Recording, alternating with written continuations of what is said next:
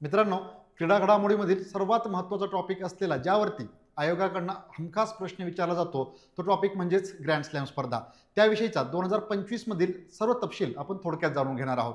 यावर्षी 2025 मध्ये सर्वप्रथम पहिली ग्रँड स्लॅम स्पर्धा म्हणून ओळखली जाणारी ऑस्ट्रेलियन ओपन या स्पर्धेचं पुरुष एकेरीतील विजेतेपद इटलीच्या यानिक सिन्नरनं मिळवलं, तर दुसरीकडे महिला एकेरीतील विजेतेपद अमेरिकेच्या मॅडिसन कीजनं पटकावलेलं आहे. ही स्पर्धा हार्ड कोर्टवरती खेळवली जाते.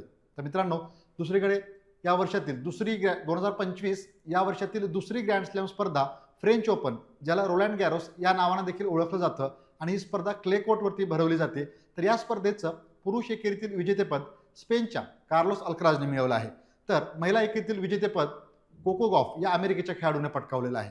जाणून घेऊया वर्षातील तिसऱ्या ग्रँड स्लॅम स्पर्धेविषयी. विम्बल्डन ही वर्षातील तिसरी ग्रँड स्लॅम स्पर्धा आणि सर्वात जुनी ग्रँड स्लॅम स्पर्धा म्हणून ओळखली जाणारी ग्रास कोर्टवरती भरवली जाते. या स्पर्धेचं पुरुष एकेरीतील पहिल्यांदाच विजेतेपद मिळवलेलं आहे यानिक सिन्नरनं. हा इटलीचा खेळाडू आहे. तर दुसरीकडे महिला एकेरीमध्ये देखील पहिल्यांदाच या स्पर्धेचं विजेतेपद मिळवणारी पोलंडची इगा स्वेंटेक ही खेळाडू ठरली.